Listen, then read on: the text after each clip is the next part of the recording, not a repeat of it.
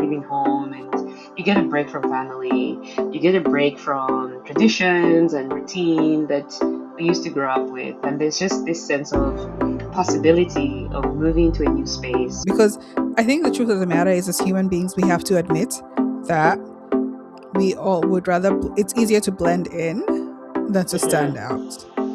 The beauty and the challenge at the same time of coming to a new country or living in any place is you have to be able to adapt to their customs, but also adopt some new customs while also keeping some of yours. Every culture in this world has good customs, and every culture in this world has bad customs. Mm. So hopefully, you going to another. Sometimes it takes you going to another country and a new culture to actually shed light on some of your bad customs. This is a perfect time to drop the ones that are bad and not serving you Mm. or not serving anyone in any way, and then pick and keep the good ones. But you can also pick up the good ones from the other country.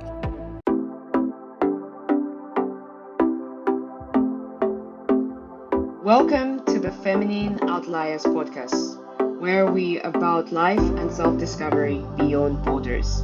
We are your hosts, Choolwe And Zelda was Sal. and we are excited to have you here with us today.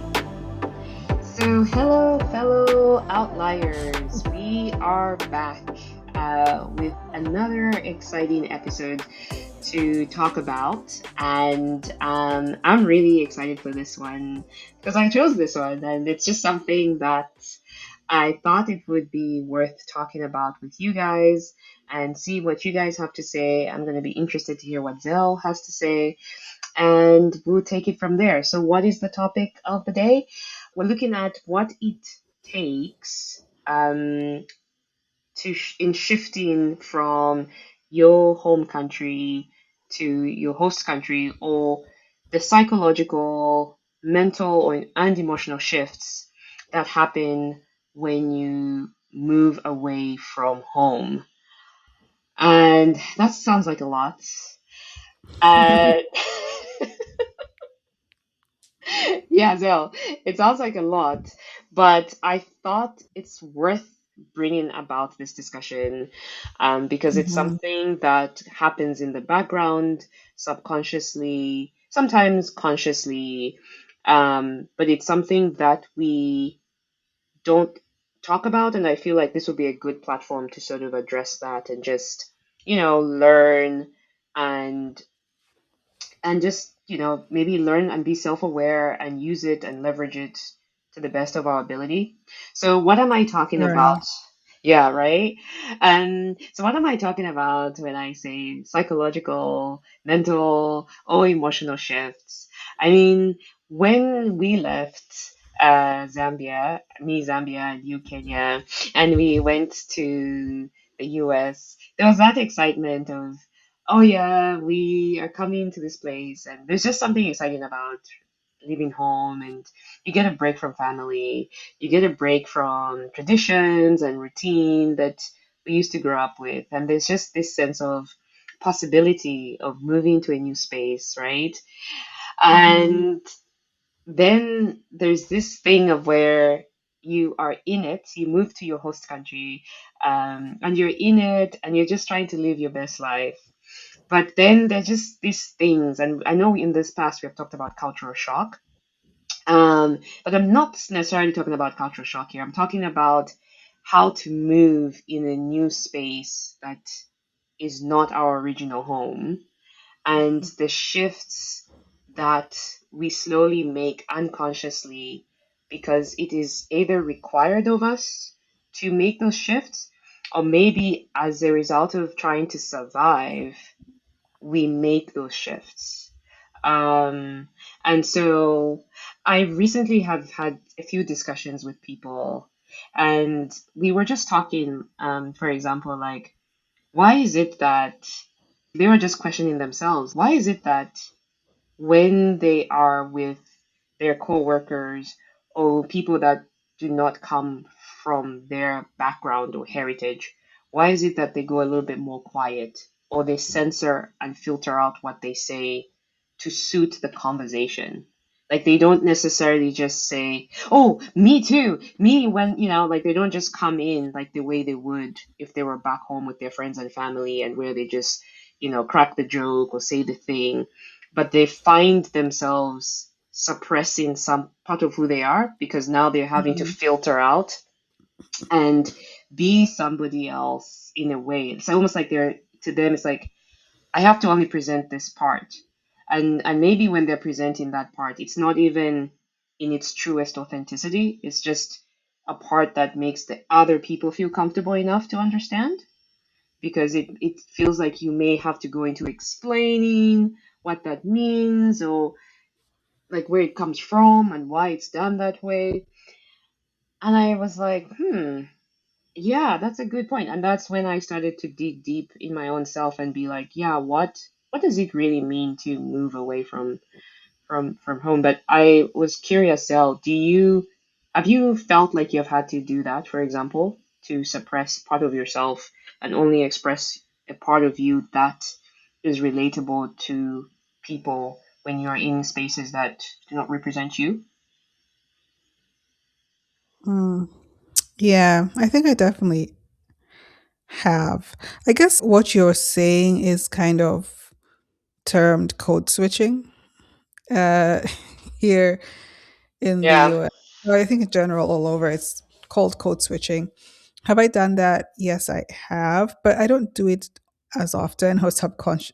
As often, it might happen subconsciously, or there might be certain things in which I just don't express as much here. Like, for example, I might not wear, well, I didn't wear African prints much when back in Kenya, but I'd be more likely to wear them, right? But over here, I feel like if I'm to get like, a cute like African print jacket, Mm, pants or something, I feel a little bit more conscious wearing them here mm, because obviously it just stands out and it'll be very obvious that I'm African. mm, And I'm not someone who likes to like be in the limelight mm, and have all the attention on me. So that will be like, I might get a little more I might get a little bit more comfortable. And that's something I've thought about mm, because I'm like, why didn't I try and wear this to this wedding, or did I not do this or do that? And it's because there's a part of me is like, oh, if I wear this, it's very part of my identity. So I've definitely been more careful about, like, I've had to think about it, and I just thought about it recently because I was like, huh, it's true. I always like think, oh, should I wear an African print something? I mean, granted, I don't have many, and I think when I go to Kenya, I might want to get some custom made ones done. But I mm, don't think I would have thought this. I would have given this a second thought in mm. Kenya. But Yeah, over here, I have given this a second thought. And I wondered why, but I'm just like, I should just be like, our proud African mothers or people who live here and they just wear the African wear proud. And, you know, I should be yeah, like, I should wear it like that. I don't know why I think about it, but maybe it's because I'm trying to, because I don't think, like, if I wear like a pair of just regular pants, t shirt and stuff, yeah. I don't think about it. But I guess it's Mm, because everyone is wearing it, so I haven't thought about it. But then if I wear the African print, it becomes more of a, I have to think about it. And that's something I need to work on. mm, yeah. And that's the thing that made me want to bring up this discussion because it's something that you're like, yeah, why don't I do what is me? Like, why am I having to filter myself to match everybody else? And so I was even thinking, is that a form of survival? Am I trying to make sure, like, I don't stand out so that I can belong? And the thing about it is, over time, do we end up losing our identity without even thinking about it? Because it's naturally happening. And it brought me to this question of, do we need reciprocity in order to be ourselves? Is it a human like condition? And I don't want to go necessarily too deep into it, but it made me think, if everybody started wearing, even like let's say my colleagues started wearing African print, even if they're not African, would that make me all of a sudden feel like, oh, I have like 10 dresses in my wardrobe? and now I'm going to wear my African print.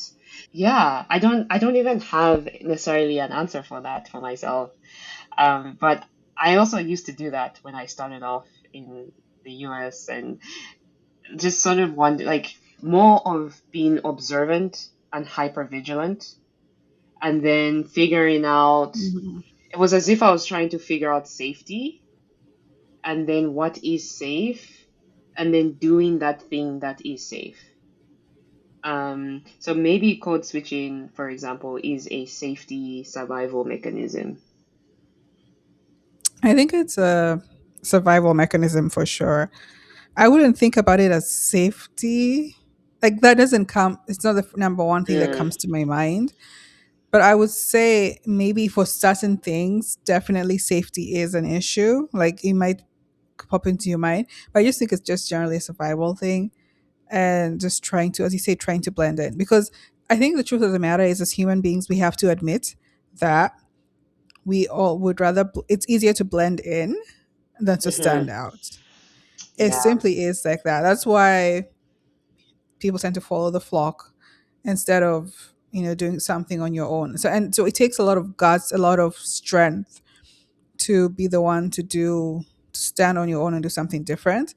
Hmm. And so I think if we inherently understand that, then it can also be like, okay, but why do I have to feel like I have to blend in this situation or in that situation? So like and I think the thing is that I'm not trying to, if I wear like an African print or something, it's not because I'm not trying to get attention from people. I'm not trying to get their approval or anything. I'm just Hmm. wearing it because I find it cute and it's part of my heritage and I like it. But some people might think that you might be wearing it because you're trying to get attention, which there are, I'm sure, people Yeah. who do it. I'm pretty sure there are people who do that because they know that, oh my goodness, it's so unique, it's exotic. So I'm going to get the Yeah. attention. I don't think you should be doing it for that. I think you should just be doing it because it's part of you and go like just go at it as per usual. But that's easier said than done because again, even if it's your usual, if your usual is not the norm, Mm. Yeah. it becomes a bit tricky. Yeah. It is. It does, rather. It does become tricky. Um, because I was actually curious about um this, to going back to even just like hypervigilance, like where you become hypervigilant, and also my question is like, and I think I've done this before. Like for me, what has happened is that in the past, I've fallen into this trap of becoming hyper independent as well, because it's like Mhm. I choose the questions that I want to ask for help, because I also now want to be perceived in a particular way. So it's one thing to not wear my African outfit, and then it's another thing to start thinking, what is an appropriate question to ask? And I think maybe it doesn't help that I'm in a what do you call this, in an intellectual environment as well. Maybe that has a role to play. So there's a part of it Right. where it's like I should ask an intelligent question because I don't want to be looking dumb here. But then at the same time, there's also this thing of like, is there also like, am I also just putting pressure on myself that I should know this because I am different, and I Mm. can't fail because this is my identity now, or I was hired for this job, and so this is who I am. Um, so again, psychologically not being held as well starts to creep in. At least that was my starting point at one point. But yeah. Mm. But I mean, hyper independence, that's a topic on its own. I mean, Uh, it is.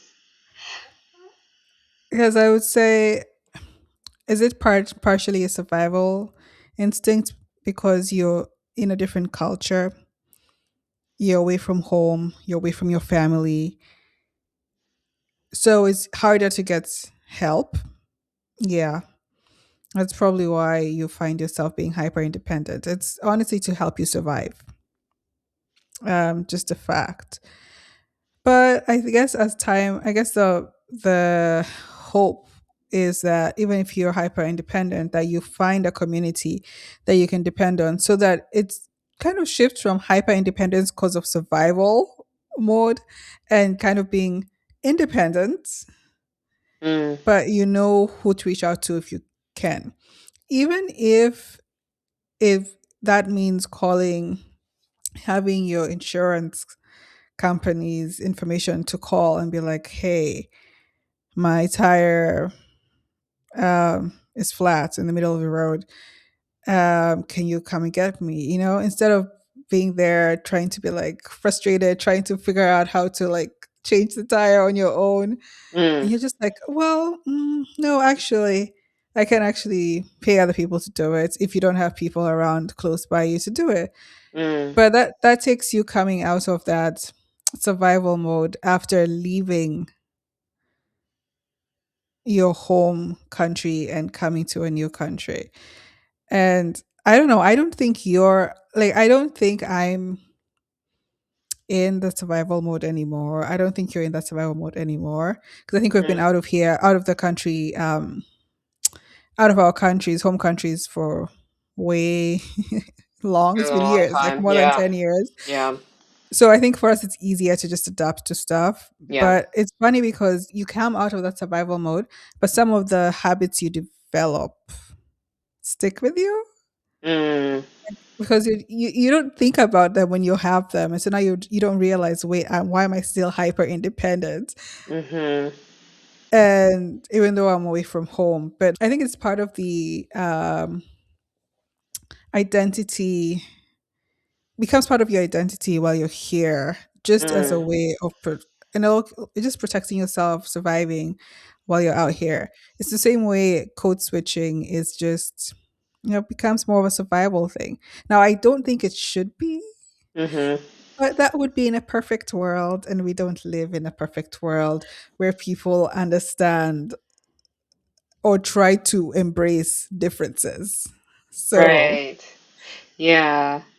No, that's true. You mentioned about like the insurance company, and in my mind was, I guess I'll put you on the spot here and say, is there someone at work that you could have called before the insurance company to, or somebody that you know that could potentially come over to help you with the tire if you were in that situation, you know? Because that's another aspect of how comfortable do we feel to just ask for help? Because for me, I'm starting to realize that that hyper independence, as you said, it's realizing that, okay, I could ask somebody and just be like, I'm really in a desperate situation and I need your help right now. Um, but then, yeah, so question for you. oh yeah, I think the reason why I gave the insurance company information is because I don't know where your car is breaking down. Oh, okay. Like, I don't know if you're in the city or if you're on a road trip. If you're on a road trip, I'm not gonna call someone from work to come and drive an hour, 2 hours in. You know, if it's somewhere around here and there's someone I can call to ask, yeah, because I do have numbers, and at least that's the one thing I can say is I've invested in relationships with my colleagues. Mm, But if it's breaking down, and generally speaking, how I think things tend to go is that it doesn't mm-hmm, break down in a convenient location. It breaks down in a mm-hmm. very inconvenient location. In that case, it's like, I'm not going to call you to come and drive an hour and a half in to come and help me fix my tire. Right, right. Yeah, yeah. I guess they are, I guess in these parts of the world, there are ideas of what is so much effort versus good effort and human kindness. Like there's a scale here, right? So as you're saying, like an hour and a half is like, I think there's a scale everywhere. Even back home, I just think people back home, they take it to the extreme, the other extreme. yeah, it's The- just no, the thing is that I think if you're used to that extreme, I'm sure there are people that will move from, let's say, back home and they'll come here and have similar expectations that back home someone would travel 2 hours to come see me or come help me, and they might carry that expectation that here someone should be able to help me. Um, so I mean, this is just like, yeah, it's one that's one thing to realize, and sometimes people will say, oh, you have changed, even close friends who maybe knew you back in the day, and you're like, okay, but it's also the circumstances have changed as well, the context has changed. um Right. but I yeah. mean, I think it's folly if you come and expect things to be the same as how they were back at home. Because this Yeah. is a different culture, different country. Now, if it's neighboring country with similar-ish culture, then there might not be as many differences Mm, as it would be if you went in a completely different continent, for example. But there still will be differences because even in the same country, you have differences, right? yeah. So, but I think the people who refuse to try to adapt to Mhm. culture here is a problem. And I'm not saying you adapting means you losing yourself or you losing your identity or suppressing your identity. I mean, yes, sometimes some aspect of your identity might be suppressed, but sometimes Mm, it's just some of it is just changed, or you just realize that hey, in this culture, in this country, it's a little bit more respectable to do this, but not that. And mhm. frankly speaking, you're not in your home country, so you have to do that. So if Yeah. you're like in a country where you guys are very loud and you're always like talking at the top of your voices in the hallway in the apartments and stuff like that, then you realize, oh no, you cannot do that while you're here. Just be a little bit more. I mean, you have to just be a little more respectful and don't do that, even though your natural stuff is to do it. But that's the thing, the beauty and the challenge at the same time of coming to a new country or living in any place is you have to be able to adapt to their customs, but also adopt some new customs while also keeping some of yours. And then also, it's a good reflection as to some of your customs because you might start to think about, wait, why do we do things like this? And some of you, every culture in this world has good customs, and every culture in this world has bad customs. Mm, So hopefully, you going to another. Sometimes it takes you going to another country and a new culture to actually shed light on some of your bad customs. This is a perfect time to drop the ones that are bad and not serving you mm. or not serving anyone in any way, and then pick and keep the good ones. But you can also pick up the good ones from the other country. Yeah. You don't have to Yeah. pick up their bad ones. And then Mm, try to adapt in that way. Like you cannot come here and refuse absolutely to adapt. We're not saying you come here and you become like exactly like them. I don't think it works like that. right. Yeah. But I think a certain element of adapting is important. That's nice. You are making me think of how people might have expectations of their fellow countrymen or women when they meet them in these environments, like in the Western environment that I'm referring to. And they have this expectation that there will be a direct connection, like Hmm. like a relatability of being like, yo, like you're just like me, whether, and sometimes it just starts off with just like, someone being like, okay, you look like me, or you we are from the same country, or we are from the same continent, and then there's this expectation that you're going to think like me, and yet we Hmm. forget that we have different rates of adaptation, and we're just sort of making this assumption that you would understand me just by the very fact that we're from the same country. And I just realized that people don't realize that, no, my adaptation is different. I have adapted in a particular way that you have not adapted. So there might be an expectation, like for example, for someone to say, "Oh, how often do you cook in Shima?" And I only cook in Shima like once a quarter.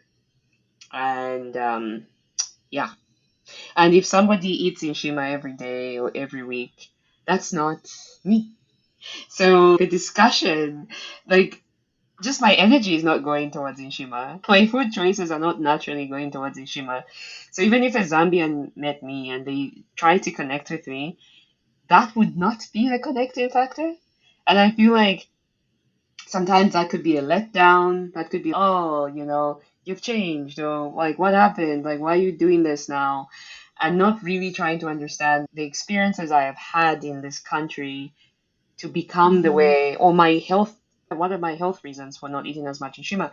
So it's like, I think there's almost this pull to like be your home self, like your old self, even from others. Sometimes it's just the way people react to you, or and then there's also this part of like, no, but I'm now this person.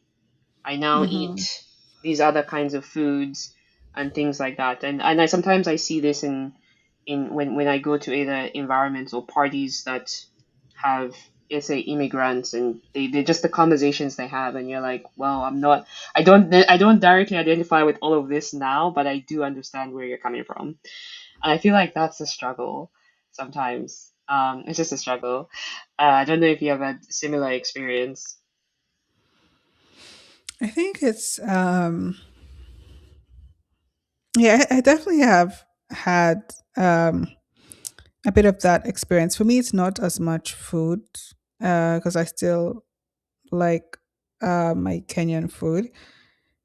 Um, I think it's more so just in other customs and stuff like that. Because like when you have like meetups or groups and you see people meet up and you see it's like they act like they're from just back like they're just from back home like exactly like that, which is Yeah. fine. I mean, maybe you want to have that little nostalgia of acting like that, but the truth of the matter is that you're in a different country and some Yeah. things about you will have changed whether you like it or not.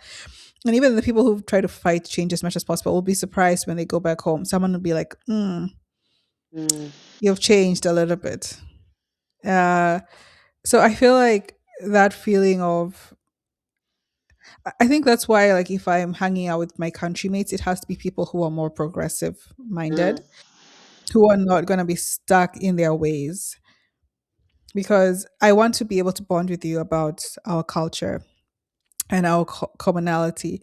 But at the same time, I want you to realize that I've grown as a mm, person and I've changed. Life has made me change as a person. And I'm hoping the same thing has happened to you.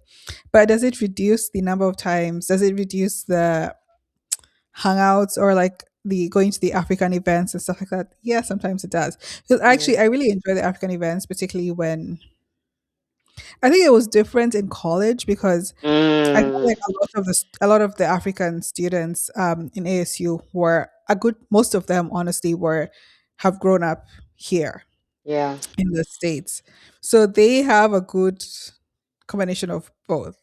I think it's different if you're only with people who are coming from all immigrants, like Mm, freshly new immigrants, and they are definitely way more attached to home. yeah. Their thinking is attached to home and stuff like that. And so those are the ones which is a bit harder if you're more progressive minded because you're not thinking like back home. But I also understand why sometimes people will insist on staying the same. Mm, Like I think there's a need to grow and adapt with as time goes by and adapt in a good way. I mean, because I think people assume a change and adaptation means I'm losing my culture. Absolutely not. Do not lose your culture. You can adapt in ways which you still love, show your culture, but like I mean, it's more relatable in a sense mm, now in like this wherever you are. yeah. Yeah. Yeah. It.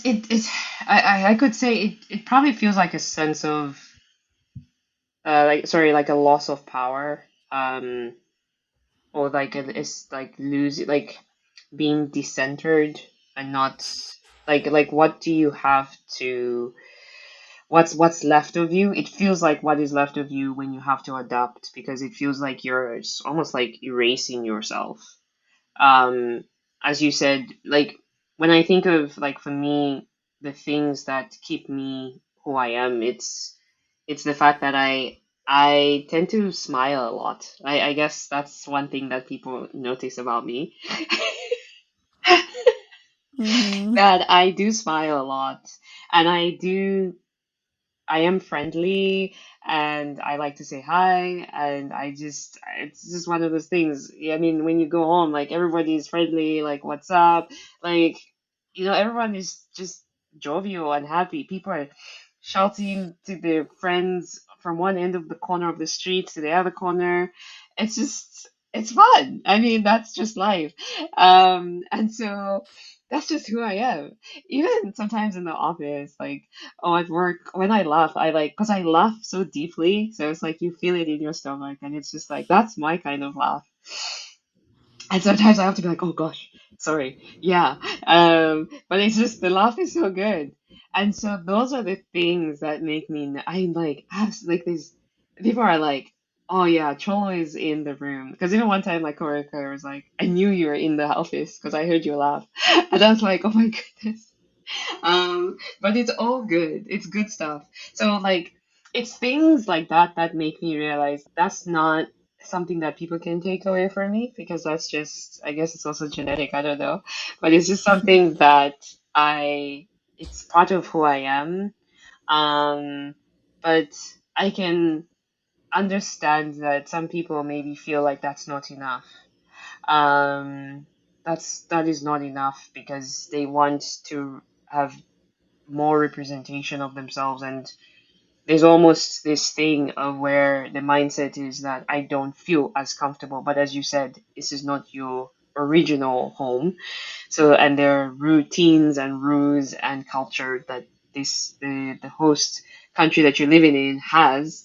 And so I think sometimes it's hard, and I think sometimes people want to rebel against that because they also are trying to fight for some sort of identity in it. Um, Mm-hmm. and so it's like, yeah. So the question is like, how much am I losing to adapt into a new space or to belong into a new space? Mm. I don't think there's a yeah, that's a good question. I think honestly it becomes you shouldn't lose your fundamentals, Mm, but it's just there are things that are going to change, but I don't think you should lose yourself completely. Absolutely not. Don't lose mm, yourself. But I think like the core of you should stay the same. yeah. And but you might lose some things. But I shouldn't be that much to the point that you've the whole important thing is that you have to stay true to yourself. So Mm, it shouldn't like if you stripping off your culture completely is not true to you, then don't do it. I mean, maintain bits and pieces of your culture mm, as much as possible, particularly the ones that matter to you. right. And don't Yeah. strip off everything else in the name of trying to fit in or Right. something. And I think you know it. Like you know what things you can assimilate with, assimilate in. You know the things that you cannot assimilate with, Mm-hmm. and you just move on. And you just move on. Like I feel like it's not a hard. I mean, I feel like it's not hard for me in regards to that because I just know there's certain things that will always be as is. Like one, like for example, my accent definitely has changed being here, but it's Mm, still very evident to people that I have an accent mm, because I'm always like, huh, I hear an accent. Where are you from? And I'm like, yeah. we can get to that later. But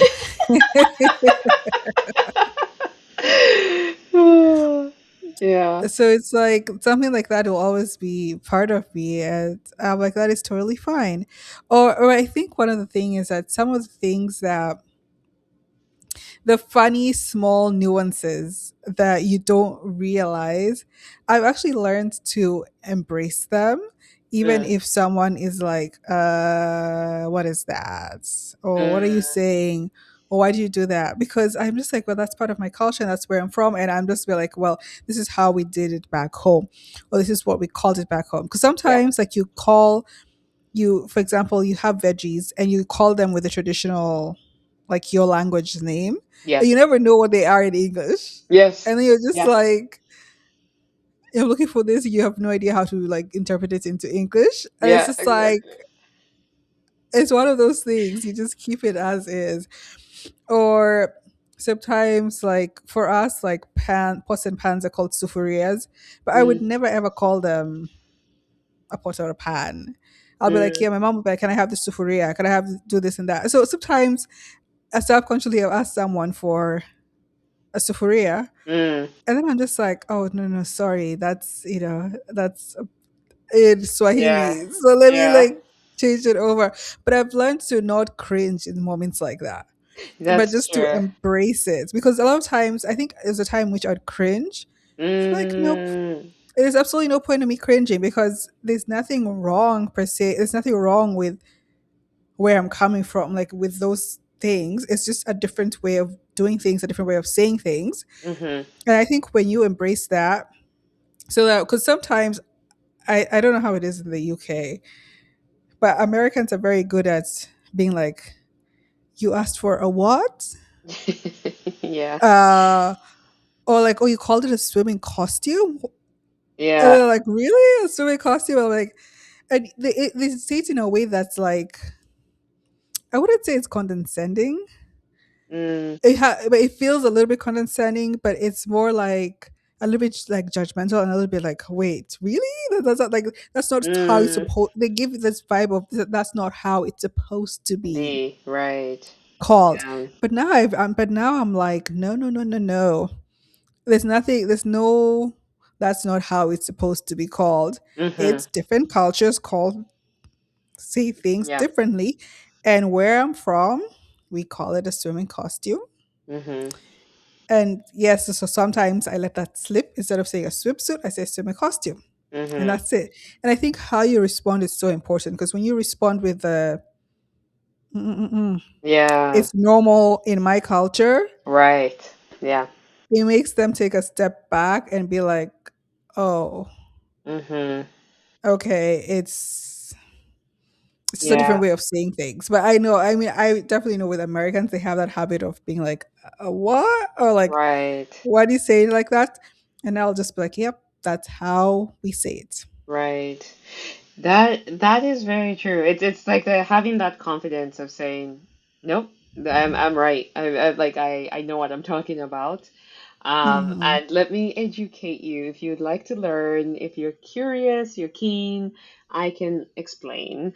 And I think that's that confidence. And sometimes in the beginning, it is that sort of questioning or that look that makes you think, I cannot say what I wanted to say or how I would say it. Like it reminded me of like sleepers. Sometimes I would tell people like I like your pata patas. Pata patas is sleepers in yeah, we call it sleepers. It's sleepers in Zambia. I think my friend was telling me from Zimbabwe and I told her, she was like, oh yeah, pata patas, we say pata patas. For sleepers. But I totally get what you're saying.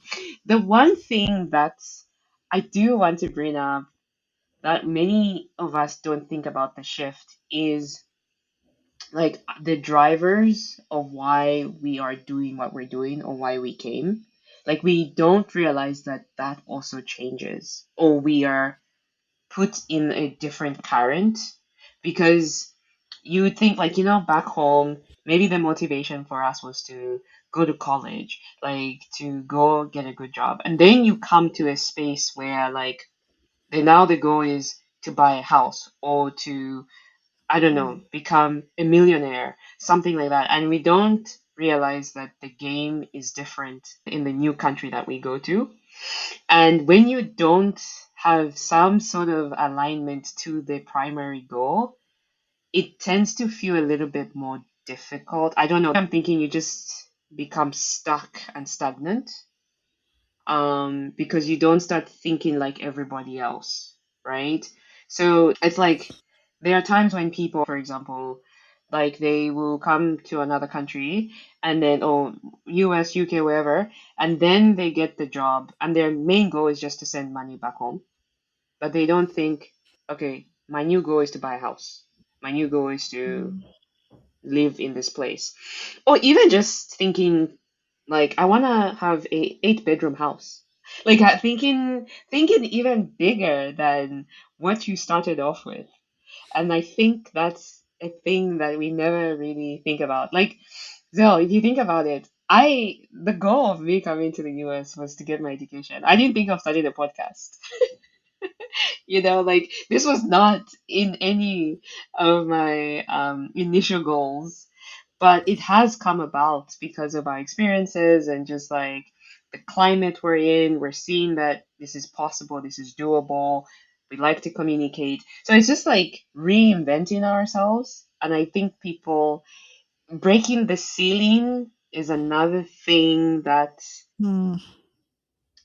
people don't realize they need to like factor in as well. Um, For sure. They need to learn how not to break the seal. I mean, how to break the ceiling. Actually, they need to learn that there's a ceiling there on top of them in the first place. Because some people don't even realize they're so stuck in their little cocoons that they don't actually stop to mm, realize that maybe I was raised with a relatively um, limited mindset.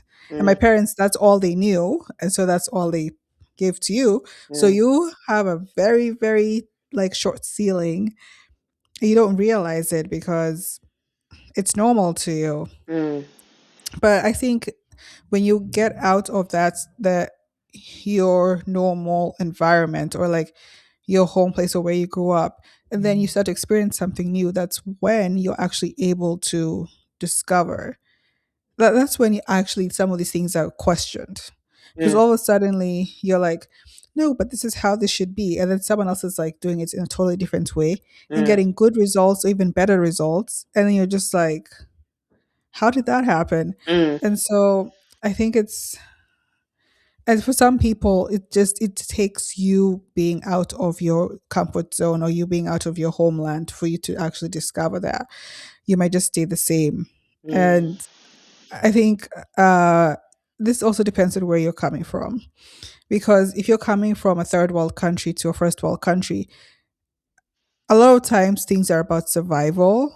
So mm, it's once you get off survival mode that you're actually able to break the ceiling and do other things and discover and just become more successful here, because you'll be able to get out of that survival mode and see things in a different light. If you're doing if you're in survival mode, all you're thinking about is just surviving day to day, mm, you will miss these opportunities because your mind is closed to outside opportunities, because mhm, it's just trying to protect you. And people don't realize that, especially I think this is it's more common for people who have come from a struggling background. Because I mean, just because you're from a mm. third world country doesn't mean you struggled, right? That's true. You might have had a good life and stuff. So I feel like people who came from some type of struggle are particularly the ones who are very much more in survival mode when they come, particularly to like first world countries. And it takes a lot for them to get out of that survival mode and just to live, Mm, um, and mm, open their minds, their hearts to experience new things, and at the same time learn, drop whatever baggage you have for back home, because we all have baggage, every single one of us. So it's yeah, yeah. yeah. Mm, mm. Yeah, no, that's why I brought it up because it's something that is, we never think about the positive side. Not the Mm, positive, yeah, the positive side of the shift is the opportunity to be more successful. And in some way, I've learned that even success is just as scary as failure. Like to think beyond what we think is possible is something that we don't tend to. get ourselves out of. And we just think, well, we've arrived. But it's in the same, these are the same environments allow us to also think beyond and do better and grow. Um, Mm. and then it's the question of how much are we willing to actually expand ourselves. In fact, it's even more. It feels like the responsibility. Not that it's a responsibility, but it just feels like because you're exposed to more resources, it feels like there's actually more you can do if you leverage your time well and use your smarts. I guess be strategic about it. There's more that we can achieve. So um, yeah, okay. I love this, Zell. I feel like we have explored um these behaviors and shifts that we make when we transition from our home countries to our host countries. Fellow outliers, I hope you enjoyed this episode. We would love to know what you think about the shifts that you have been experiencing. Like I said, consciously, subconsciously, what are you doing about it? How are you navigating your old self and your current self? How are you making that balance in such a way that you're not losing yourself, and any adaptations that you make are making you just a better person, and you're just expanding to bigger and greater heights? We would love to hear from you. You can write to us at the feminine outliers at gmail.com, or if you'd like, leave us a comment on all major podcast platforms like Spotify, Apple Podcasts, and just let us know, and YouTube as well. Let us know what you think, and would love to hear from you. So, guys, this has been fun. Until next time, have fun, live large, and don't be afraid to be an outlier. Bye. Bye.